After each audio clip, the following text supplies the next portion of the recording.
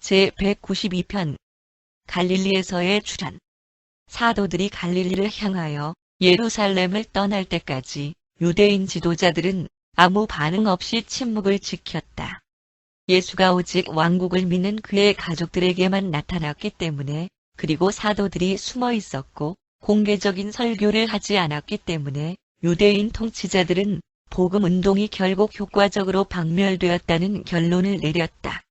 물론 그들은 예수가 죽음에서 살아났다는 소문이 점점 더 퍼져나가는 것 때문에 당황하기는 하였지만, 예수의 추종자들이 그의 시신을 옮겨버렸다는 이야기를 뇌물을 받은 경비병들이 퍼뜨림으로써 그러한 모든 소문들에 적절히 대응할 수 있다고 믿었다.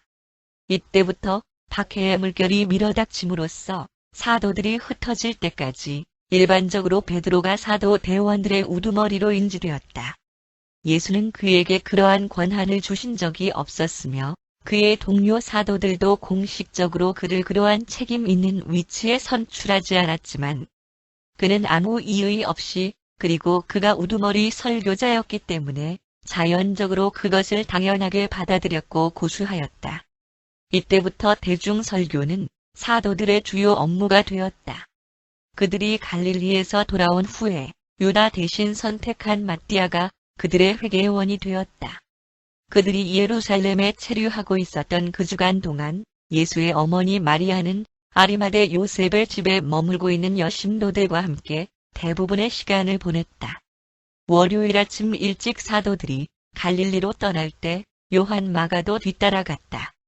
그는 도시를 빠져나갈 때까지 뒤를 따라가다가 베다니를 훨씬 지나간 후에는 그들이 자기를 되돌려 보내지 않으리라고 자신감을 가지면서 대담하게 그들과 섞여서 걸어갔다.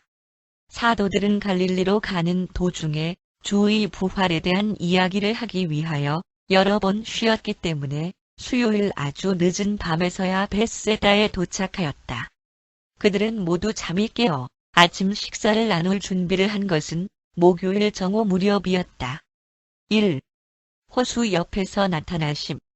4월 21일 금요일 아침 6시경에 벳세다에서는 배를 대어두던 해변에 10명의 사도들이 탄 배가 가까이 다가갔을 때 그들에게 물온시아 주가 13번째로 나타났으며, 갈릴리 지역에서는 처음 있는 일이었다.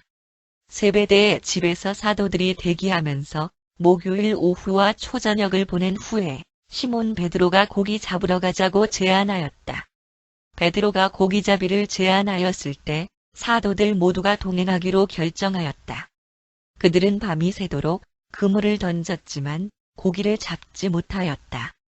그들은 여러 가지 흥미로운 체험들, 예루살렘에서 아주 최근에 자기들에게 생긴 일들을 이야기하였으므로 고기를 잡지 못한 것에 대해서 별로 신경을 쓰지 않았다. 그러나 날이 밝아오자 그들은 벳세다로 돌아가기로 하였다. 그들은 해변에 가까이 왔을 때 해변에 배를 대어두는 곳 가까이에서 어떤 사람이 모닥불 옆에 서 있는 것을 발견하였다. 그들은 처음에는 그것이 요한 마가일 것이며 고기를 잡아 돌아오는 자신들을 환영하기 위해 그곳에 와 있을 것이라고 생각하였지만, 해변에 가까이 가면서 자기들이 실수하였음을 알게 되었다. 요한이라고 하기에는 너무 키가 컸다. 해변에 있는 그 사람이 주이실 것이라고 생각하는 사람은 아무도 없었다. 공포와 배반과 죽음에 비극적으로 연관된 예루살렘의 밀폐된 공간으로부터 멀리 떠나 그들과 초기에 함께하였던 그 현장 한가운데에서, 그리고 자연과 접할 수 있는 야외에서 주가 그들을 만나고 싶어 하는 이유를 그들은 아무도 깨닫지 못하였다. 만일 그들이 갈릴리로 가면 그곳에서 그들을 만나시겠다고 말씀하였으며 그 약속을 이루시려는 것이었다. 그들이 닻을 내리고 물가로 나가기 위하여 작은 배를 준비하려고 할 때 해변에 서 있는 사람이 그들에게 여보시오, 무엇을 좀 잡았소? 라고 소리쳤다. 그리고 그들이 아니요 라고 대답하자 그가 다시 말하였다. 그물을 배 오른쪽에 던져보시오. 그러면 고기를 잡을 것이오. 그들은 자기들에게 지시하고 있는 사람이 예수이신 것을 알지 모른 채 한 마음이 되어 지시받은 대로 그물을 던졌으며 즉시 그물이 가득 차서 거의 들어 올릴 수 없을 지경이 되었다. 그때 요한 세베대는 고기가 많이 들어있는 그물을 보는 순간 언뜻 생각이 나서 자기들에게 말한 사람이 바로 주이신 것을 알아차렸다. 이 생각이 마음속에 떠오르자 그는 베드로에게 가까이 가서 저분이 주이시다 라고 속삭였다. 베드로는 항상 경솔하게 행동하고 성급하게 일을 시작하였으므로 요한이 자기 귀에 속삭인 이 말을 듣자 주 옆으로 될 수 있는 대로 빨리 가려고 갑자기 벌떡 일어나서 물속으로 뛰어들었다. 그의 형제들은 고기가 든 그물을 끌면서 작은 배를 타고 그의 뒤를 쫓아서 해변으로 나왔다. 이때 요한 마가가 일어나 고기가 많이 들어있는 그물을 끌고 해변으로 나오고 있는 사도들을 보자 그들을 맞이하기 위하여 해변으로 달려갔으며 그는 10사람이 아니라 11사람이 해변에 서 있는 것을 보고 한 사람은 부활한 예수일 것이라고 추측하였으며 10명의 사도들이 놀라서 아무 말도 하지 못하고 옆에 서 있을 때 그 소년은 죽기로 달려가서 그의 발 앞에 무릎을 꿇고 나의 주님, 나의 주여 라고 말하였다. 그러자 예수는 예루살렘에서 그들에게 인사할 때 평강이 너희에게 있으라 라고 말씀하였던 것과는 달리 요한 마가에게 평상시와 똑같은 목소리로 이렇게 말씀하였다. 그래, 요한아, 너를 다시 만나서 반가우며 우리가 편안히 만날 수 있는 안전한 갈릴리에 있게 되어 기쁘다. 요한아, 우리와 함께 남아서 아침을 먹도록 해라. 예수가 소년에게 말하는 동안 10명의 사도들은 너무 놀라고 당황하여 고기가 들어있는 그물을 해변으로 끌어올리는 것을 잊고 있었다. 그때 예수가 말씀하였다. 너희가 잡은 고기를 가져다가 아침 식사를 준비해라. 이미 모닥불과 많은 빵이 준비되어 있다.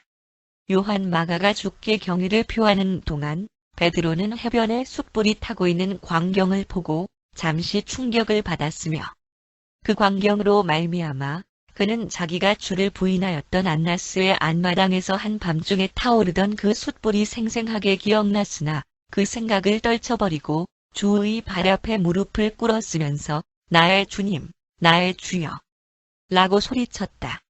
그러고 나서 베드로는 그물을 끌어올리고 있는 동료들과 합세하였다. 그들이 잡은 고기를 땅에 풀어놓고 세어보았을 때 큰 고기만 153마리가 있었다. 그리고 이것을 물고기를 잡은 또 다른 기적이라고 부르는 실수를 다시 저질렀다. 이 에피소드에는 아무런 기적도 일어난 것이 아니었다.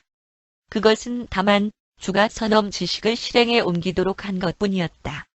그는 물고기가 그곳에 있는 것을 아셨으며 따라서 사도들에게 그물을 그곳에 던지라고 지시하였던 것이다. 예수는 그들에게 이렇게 말씀하였다. 이제 너희들 모두 이리로 와서 아침 식사를 하여라. 내가 너희들과 이야기하는 동안 쌍둥이 형제들도 여기 앉아 있어라. 요한 마가가 고기를 준비할 것이다. 요한 마가는 알맞은 크기의 생선 7마리를 가져왔고 주가 그것들을 불 위에 올려놓았으며 잘 익은 후에 그 소년이 그것들을 10명의 사도들에게 배분하였다. 그러고 나서 예수는 빵을 떼어 요한에게 주었고 그는 시작한 사도들에게 그것을 나누어 주었다. 그들이 음식을 모두 받은 후에 예수는 요한 마가에게 앉으라고 지시하고 그 소년에게 손수 물고기와 빵을 가져다 주었다. 그리고 그들이 식사를 하는 동안 예수는 그들과 이야기하였으며 바로 이 호수 주변과 갈릴리에서 가졌던 자기들의 많은 체험들을 회상하였다. 이것은 사도들 전체에게 자신을 나타내신 세 번째 경우였다. 예수가 처음에 그들에게 아무 고기든지 잡았느냐고 물었을 때 그가 누구인지에 대해 의심쩍게 여기지 않았던 것은 갈릴리 바다의 어부들이 바닷가로 나올 때 다리키아의 어물상들이 햇빛에 말릴 싱싱한 고기를 직접 구입하려고 그렇게 말을 걸어오는 체험을 늘 하였기 때문이었다. 예수는 10명의 사도들과 요한 마가와 함께 1시간 이상 이야기를 하였으며 그러고 나서 그들을 2명씩 나누어 같이 이야기하며 해변을 거니셨다. 그러나 처음에 2사람씩 짝지어 내보내어 가르치게 하였을 때와 동일한 사람들끼리 짝을 짓게 하지 않았다. 예루살렘에서 내려올 때에는 11 사도들이 함께 왔지만 시몬 제일로 때는 갈릴리에 가까이 올수록 점점 더 낙담하여 벳세다에 도착한 후에는 형제들을 버리고 자기 집으로 돌아가 버렸다. 예수는 이날 아침 그들을 떠나시기 전에 사도들에게 누구든지 자진하여 2 사람이 시몬 제일로 때에게 가서 그날 당장 그를 데리고 돌아오도록 지시하였다. 그리고 베드로와 안드레가 그렇게 하였다. 2. 사도들 2 사람씩과 이야기하심. 그들이 아침 식사를 마친 후 다른 사람들은 모닥불 옆에 남아있는 동안 예수는 베드로와 요한을 손짓으로 부르시고 그를 따라 함께 해변을 거닐자고 하였다. 함께 걸으면서 예수는 요한에게 요한아, 너는 나를 사랑하느냐? 라고 물었다. 그리고 요한이 예, 주여, 진심으로 사랑합니다. 라고 대답하자 주가 이렇게 말씀하였다. 요한아, 그렇다면 참지 못하는 내 성격을 버리고 내가 너를 사랑한 것처럼 너도 사람들을 사랑하는 법을 배워라. 사랑이 세상에서 가장 위대한 것임을 증명하는 일에 내 일생을 바쳐라. 사람들로 하여금 구원을 추구하도록 재촉하는 것은 바로 하느님의 사랑이다. 사랑은 모든 영적 선의 원조이며 참되고 아름다운 것의 본질 요소이다. 그러고 나서 예수는 베드로를 향하여 베드로야, 내가 나를 사랑하느냐? 라고 물었다. 베드로는 주님, 제가 전심으로 당신을 사랑하는 것을 당신이 아십니다. 라고 대답하였다. 그러자 예수가 이렇게 말씀하였다. 베드로야, 내가 나를 사랑한다면 내 양을 먹여라. 약한 자들과 가난한 자들 그리고 어린 자들에게 사명활동에 게을리하지 마라. 염려하거나 편애하지 말고 복음을 전도하라. 하느님은 사람을 차별 대우하지 않으신다는 것을 항상 명심해라. 내가 너를 섬긴 것처럼 너는 내 동료들을 섬기고 내가 너를 용서한 것처럼 너도 내 동료들을 용서해라. 체험이 너에게 묵상의 가치와 지적 반영의 힘을 가르치도록 하여라. 조금 더 걸어간 후에 주는 베드로를 향하여 베드로야, 내가 정말로 나를 사랑하느냐? 라고 물었다. 그러자 시몬은 예, 주님, 제가 당신을 사랑하는 것을 당신이 아십니다. 라고 대답하였다. 그리고 예수는 다시 이렇게 말씀하였다. 그렇다면 내 양을 잘 보살펴라. 양무리들에게 선하고 참된 목자가 되어라. 너에 대한 그들의 자신감을 배반하지 마라. 적의 기습을 받아 함락되지 않도록 조심해라. 항상 주의하고 깨어서 기도해라. 몇 발자국 더 걸어간 후에 예수는 베드로를 보시며 3번째로 베드로야, 내가 진실로 나를 사랑하느냐? 라고 물었다. 그러자 베드로는 마치 그를 믿지 못하는 듯한 주의 태도에 약간 슬퍼하면서 적지 않은 감정으로 말하였다. 주님, 당신은 모든 것을 아시니 제가 정말로 그리고 진실로 당신을 사랑하는 것을 당신이 아십니다. 그러자 예수가 이렇게 말씀하였다. 내 양을 먹여라. 그 무리를 버리지 마라. 너의 모든 동료 목자들에게 본이 되고 감화를 주는 사람이 되어라. 내가 너를 사랑한 것처럼 양무리를 사랑하고 내 번영을 위하여 내가 생명을 바친 것처럼 그들의 번영을 위하여 너 자신을 바쳐라. 그리고 끝까지 나를 따라와라. 베드로는 말씀의 마지막 부분, 자신이 그를 계속하여 따라가야만 한다는 을 글자 그대로 받아들였고 요한을 가리키며 예수께 만일 제가 당신을 따라간다면 이 사람은 무엇을 하게 됩니까? 라고 물었다. 그러자 예수는 베드로가 자신의 말을 잘못 납득한 것을 아시고 이렇게 말씀하였다. 베드로야, 내 형제가 무엇을 하게 될 것인지에 대하여 염려하지 마라. 만일 내가 떠난 후에 내가 다시 돌아올 때까지 요한을 머물러 있게 한다 하더라도 그것이 너와 무슨 상관이 있느냐? 다만 너는 나를 따라오기만 하면 된다. 이 말이 형제들 사이에 두루 퍼졌고 왕국이 영광과 힘으로 이루어지기를 많은 사람들이 생각하고 희망한 것처럼 주가 재림할 때까지 요한이 죽지 않을 것이라고 예수가 말씀한 것으로 이것을 받아들였다. 시몬 제일롯대로 하여금 봉사로 돌아오게 하여 그를 계속 일하도록 만든 역할을 한 것은 바로 예수의 말씀에 대한 이러한 해석이었다. 그들이 나머지 사람들에게 돌아왔을 때 예수는 안드레와 야고보와 함께 걸으면서 대화를 나누셨다. 조금 걸어간 후에 예수가 안드레에게 안드레야, 너는 나를 신뢰하느냐? 라고 물었다. 사도들의 전임 우두머리였던 그는 예수가 그러한 질문을 하자 똑바로 서서 주여, 저는 결단코 당신을 신뢰하며 제가 그러하다는 것을 당신도 아십니다. 라고 대답하였다. 그러자 예수가 이렇게 말씀하였다. 안드레야, 만일 내가 나를 신뢰한다면 내 형제들을, 베드로까지도 더욱 신뢰하여라. 나는 한때 형제들에 대한 너의 지도력을 신뢰하였다.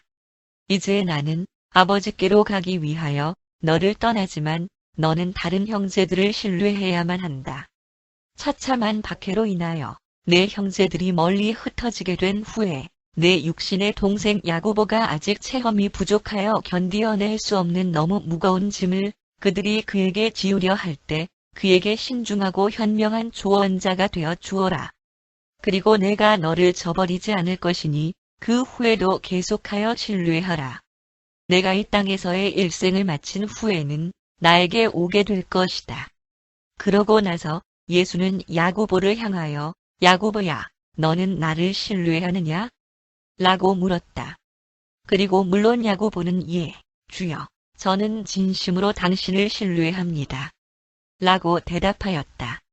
그러자 예수가 이렇게 말씀하였다. 야고보야, 만일 내가 나를 더욱 신뢰한다면 내 형제들에 대해서 좀 더 참을성을 가지거라. 만일 내가 나를 신뢰한다면 그것이 내가 믿는 형제들에게 친절하도록 너를 도와줄 것이다. 내 말들과 행동들의 결과들을 심사숙고하는 것을 배워라. 뿌린 대로 거둔다는 것을 명심해라. 영의 평온함을 위하여 기도하고 인내심을 기르도록 하여라. 희생물의 잔을 마셔야 하는 시간이 도래할 때 살아있는 신앙과 함께 이 은혜들이 너를 지켜줄 것이다. 그러나 결코 당황하지 말라. 내가 이 땅을 지나면 너도 와서 나와 함께 있게 될 것이다. 예수는 그 다음에 도마와 나다니엘과 이야기하였다. 도마에게 도마야, 너는 나를 섬기느냐? 라고 물었다. 도마는 주님, 저는 언제든지 당신을 섬깁니다. 라고 대답하였다. 그러자 예수가 이렇게 말씀하였다. 만일 내가 나를 섬기려고 한다면 내가 너를 섬기는 것처럼 너도 육신의 내 형제들을 섬기어라. 그리고 이러한 선을 행하기에 지치지 말고 하느님으로부터 이 사랑의 봉사에 임명된 사람으로서 끈기 있게 견디어내거라. 내가 나와 함께 이 땅에서의 봉사를 마치게 되면 나와 함께 영광 가운데에서 섬기게 될 것이다. 도마야, 너는 의심하는 것을 그만두어야만 한다.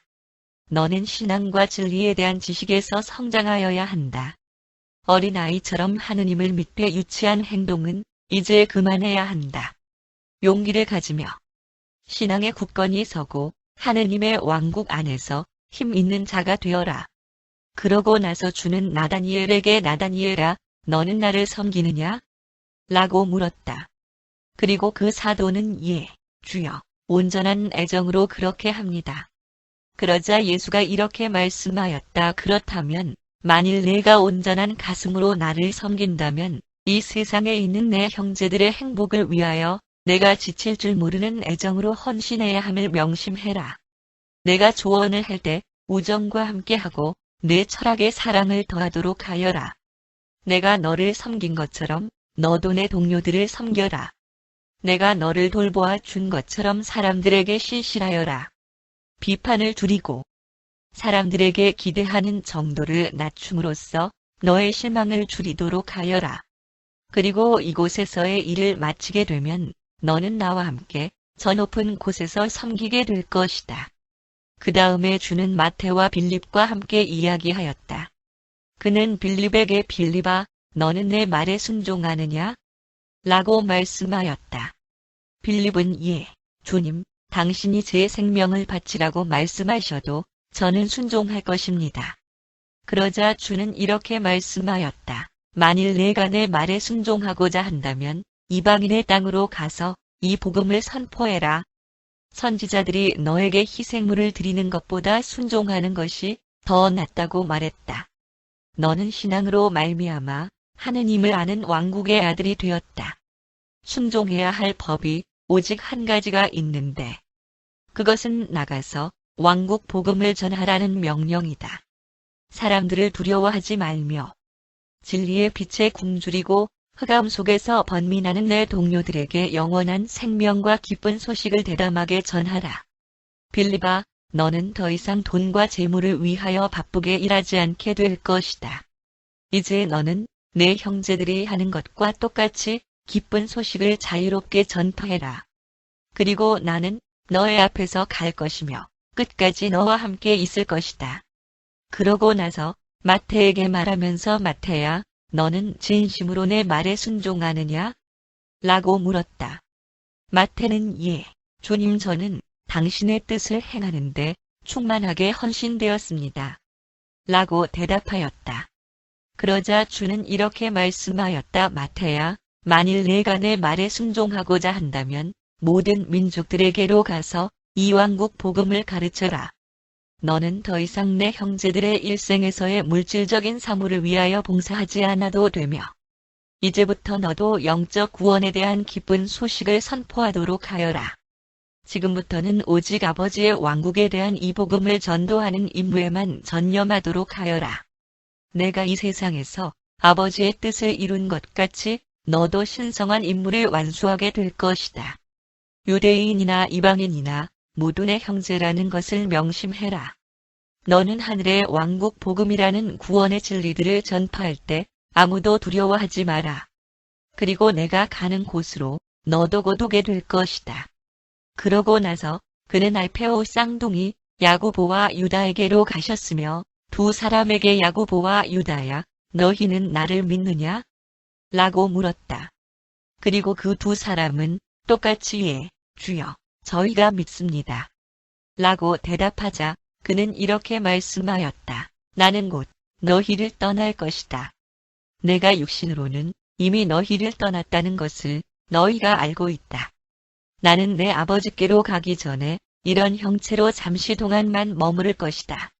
너희는 나를 믿었고 너희는 내 사도들이며 또한 앞으로도 항상 그럴 것이다.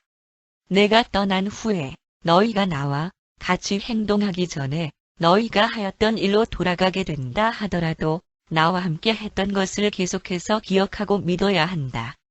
너희들이 물질적인 일을 하게 되더라도 너희들의 충성심을 좌우할 만한 어떤 기회도 허락해서는 안 된다. 너희가 이 땅에 사는 동안 끝까지 하느님께 대한 신앙을 가져라. 너희가 신앙으로 하느님의 아들이 될 때 이 세상에서 하는 모든 정직한 일들이 신성하게 된다는 것을 결코 잊지 말아라. 하느님의 아들이 하는 일들 중에서 하잘것없는 일은 있을 수 없다. 그러므로 너희는 지금부터 일을 할 때 하느님을 위하여 하는 것처럼 하라. 그리고 너희가 이 세상을 마칠 때 나에게는 너희가 여전히 나를 위하여 일하게 되는 더 좋은 다른 세상이 있다. 그리고 이 세상과 다른 세상들에서 나는 너희들과 같이 일할 것이며 내 영이 너희 안에 거할 것이다. 예수가 알페오 쌍둥이와의 대화를 마치고 돌아오신 것은 거의 10시가 되었을 무렵이었으며 그는 사도들을 떠나시면서 너희를 사도로 임명하였던 산에서 내일 정오에 너희 모두를 만날 때까지 잘 있어라. 라고 말씀하였다. 그렇게 말씀한 후에 그는 그들의 시야로부터 사라졌다. 3. 사도를 임명했던 산에서 4월 22일 토요일 정오에 11사도들은 약속대로 가버나움 근처에 있는 동산 위에 모였으며 예수가 그들 가운데 나타났다. 이번의 만남은 주의 사도로서 그리고 이 세상에 있는 아버지 왕국의 대사로서 그가 그들을 지정하였던 바로 그 산 위에서 이루어졌다. 그리고 이것은 주의 14번째 모론시아 출현이었다. 이때 11사도들은 주 주위에 둥그렇게 원을 그리면서 무릎을 꿇었으며 그가 유시들을 반복하는 것을 들었고 왕국의 특별 임무를 위하여 처음 지정되었을 때처럼 사도로 임명하는 장면을 재현하는 것을 지켜보았다. 그리고 주의 기도를 제외한다면 이 모든 것들이 아버지의 일을 위해 전에 가졌던 임명식에 대한 기억과 동일하였다.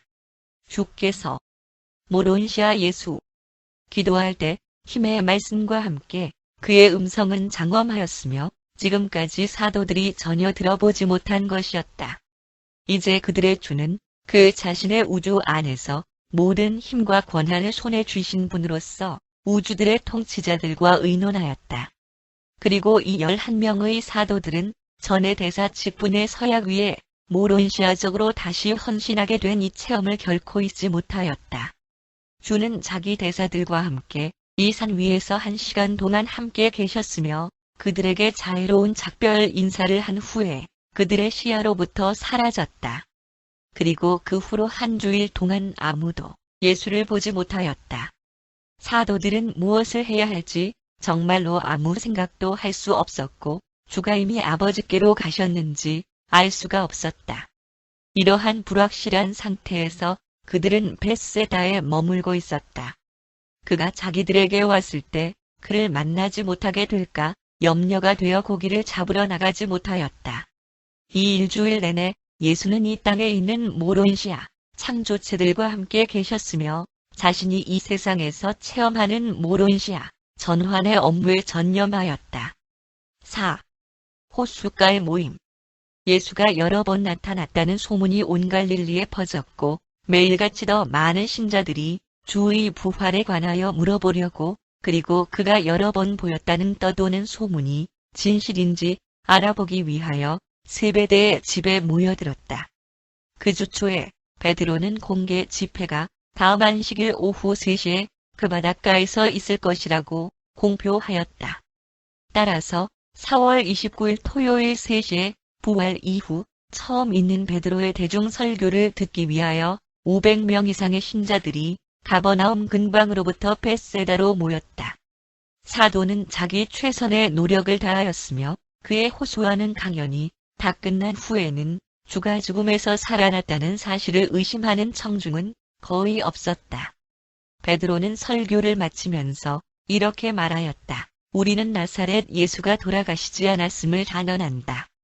그가 무덤에서 살아나셨음을 선포한다. 우리가 그를 보았고 그와 대화를 나누었음을 공포한다. 그가 신념에 찬 이 선언을 마쳤을 때 그곳에 있는 모든 사람들이 충분히 식별할 수 있는 모습으로 주께서 그의 옆에 모론시아 형체로 나타났으며 낯익은 어투로 그들에게 평강이 너희에게 있으라. 그리고 내 평강이 너희와 함께 있기를 바란다. 라고 말씀하였다. 그렇게 나타나셔서 그 말씀을 그들에게 한 후에 그는 그들의 시야로부터 사라졌다. 이것이 부활한 예수가 15번째로 나타나신 모론시아 현시였다. 사도 임명받은 그 산 위에서 11사도들이 주와 회의를 하는 동안에 들었던 특별한 말씀을 통하여 사도들은 주께서 갈릴리의 무리들 앞에서 곧 공개적으로 나타나시리라는 것과 그가 그렇게 한 후에는 자기들이 예루살렘으로 돌아가야 된다는 인상을 받았다. 따라서 다음 날인 4월 30일 일요일 이른 아침에 11사도들은 예루살렘을 향하여 벳세다를 떠났다. 그들은 요단으로 내려가는 길에서 여러 번 가르치고 설교하였으므로 5월 3일 수요일 늦은 시각에야 비로소 예루살렘에 있는 마가의 집에 도착하였다. 요한 마가에게 있어서 이것은 하나의 슬픈 귀향길이었다. 그가 도착하기 불과 몇 시간 전에 그의 아버지 엘리야 마가가 뇌출혈로 인하여 갑자기 죽었다. 죽은 자의 부활에 대한 확신이 그들의 슬픔을 많이 위로해 주었음에도 불구하고 또 다른 한편으로는 깊은 근심과 낙심에 젖어 있을 때에도 그들에게 든든한 후원자가 되어 주었던 훌륭한 친구를 잃었다는 사실에 진심으로 애도하였다. 요한 마가는 최선을 다하여 자기 어머니를 위로하였고 어머니를 대신해서 사도들이 그 집에 계속 머물도록 그들을 청하였다. 그리고 11명의 사도들은 오순절이 지날 때까지 이 다락방을 그들의 본부로 사용하였다. 사도들은 유대인 당국자들에게 들키지 않도록 하기 위하여 일부러 해가 진 후에 예루살렘에 들어갔다. 또한 그들은 엘리야 마가를 장사 지내는 동안에도 공개적으로 모습을 드러내지 않았다. 그들은 파란 많은 이 다락방에서 다음 날 하루 종일 조용히 은둔하고 있었다.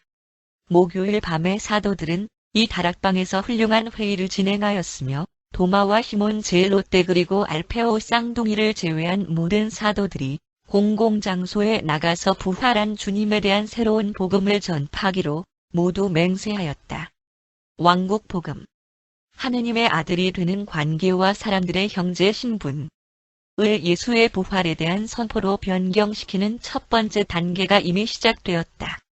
나다니엘은 그들의 공개적인 설교 요지에서 이렇게 변경시키는 것을 반대하였지만 베드로의 설득력을 당할 수가 없었으며 제자들, 특히 여자 신도들의 열광도 이겨낼 수 없었다.